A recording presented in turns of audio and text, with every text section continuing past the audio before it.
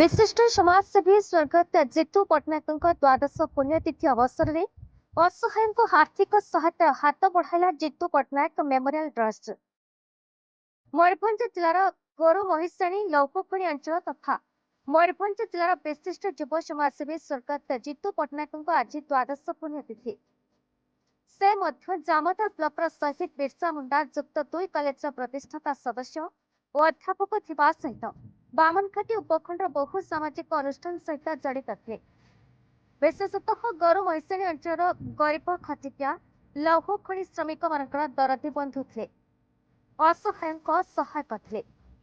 Jar केही सहा नथिले जितू भाई तांकर सहा थे। से जड़े परोपकारी समाजसेवी मिष्टभाषी मेलापी हृदयवान युवक थे। तांकर 12तम पुण्यतिथि अवसर में गोरु महिषाणी अंचल अग्रणी स्वेच्छासेवी अनुष्ठान जितू पट्टनायक मेमोरियल ट्रस्ट तरफ 8 जन असहाय को समुदाय 50,000 टंकार सहायता राशि प्रदान कर गोरु महिषाणी अंचल रक्त कर्कट में पीड़ित 13 वर्ष नाबालिका रज्ञान स्मिता महाकूट, बड़मौदा ग्राम दुर्घटन एकमात्र पुत्र को हराई असहाय हो पड़ा बनमाली बेहेरा, सुंडल ग्राम पक्षघात शଯ୍याशायी कौमुदिनी धीर, सानमौदा ग्राम समस्त को हराई एकाकिनी वृद्धा सुमित्रा पात्र, सुदर्शनपुर ग्राम दुर्घटन पुत्र को हराई बहु एवं नातुणी सह जीवन काटुवा असहाय सुरु हंसुता, सुदूर जसीपुर 25 वर्ष धरी रायरंगपुर मेडिकल छक 75 वर्ष परिवार विकी परिवार प्रतिपोषण करुवा अहल्या मौसी, रायरंगपुर सहर में दीर्घ 50 वर्ष धरी छत्ता मरामती कर परिवार प्रतिपोषण करुवा संख्या लघु गुलाम मकसूद, जनिक जोता मरामती करुवा असहाय को आर्थिक सहायता कर मानव सेवा ही माधव सेवा, मानव ही भगवान। ए महत् कार्यक्रम को आगे नहीं स्वर्गत जितू पट्टनायक 2 सुपुत्र प्रतिष्ठाता अभिषेक पट्टनायक, संयोजक अभ्यास पट्टनायक सहित वरिष्ठ सदस्य दुर्गा हंसदा, टुल्लू पट्टनायक, सौमिक दास, कानूनगो, संजय ज्योति, रश्मिता मोहंती, चिंतामणि गिरी, रमेश रणा, गुरुप्रसन्न दास, देवू पात्र, सागर सेठी,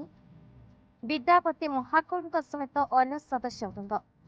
जितू पट्टनायक मेमोरियल ट्रस्ट सदस्यों को एभली महत् सामाजिक कार्य को साधारण भूरी भूरी प्रशंसा कराଯାଇଛି। ओला घर को चिंता बरदा और तो बयस केते हो बापा सीधा कोई कर भी नहीं वो सदा बयस ना हो नहीं ना तो करबो आखी कान सुनो नहीं आखी भी भल नजर होती नहीं आ मोर बयस कम नहीं है कि ना बच्चे की मुचरे जान पाएगी तो परिवार के केते बसलानी कारबार करछि व्यापार करछि हेलानी 25 वर्ष हेलानी माने एठी बसिছো ओइसे बसछि डेली केते रोजगार करो के दिन 250 के दिन 200 के दिन 100 के दिन जे नाई भी पड़ाई परिवार आ की अछंती परिवार घर लोक की अछंती घर लोक पुआ बहु अछंती हां आ नाती दुईटा अछंती तो सेवा करंती हां करंती हां आज जो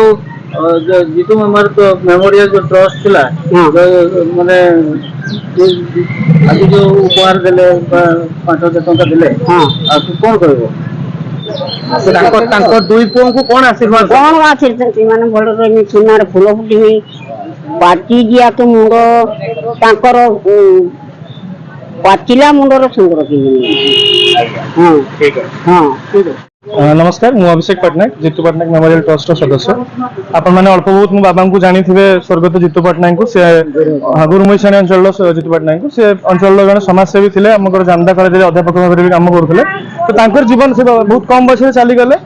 आ जीवन काल आम जहाँ शिखीचु स्मृति गोटे ट्रस्ट गठन कर जो कि आम असहाय लोक मान साहय चेष्टा करूँ आज 12तम पुण्यतिथि आम आज दिन में गोटे गरीब असहाय मान लोक मान भर गोटे 50,000 टका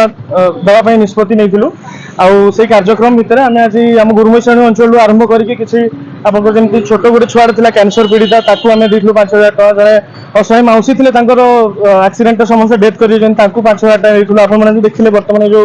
मौसी आम नीतिदिन देखू सी गोटे अल्प जिनस नहीं आसती बसते निष्पत्ति भी गोटे 5,000 टका देवु आम चेष्टा करूँ ना स्मृति में जिते लोक आज साहय कर आज भाया दिन में तांको टिके लोक भी मन पकेबे तांकर करि जाइतबा काम गुडा को भी मन पकेबे आमे भी भल काम माध्यम रे तांको गोटे मन पकेबा ପାଇଁ चेष्टा करतु। रायरंगपुर अक्षय विश्वाल का रिपोर्ट बीई न्यूज ओडिशा।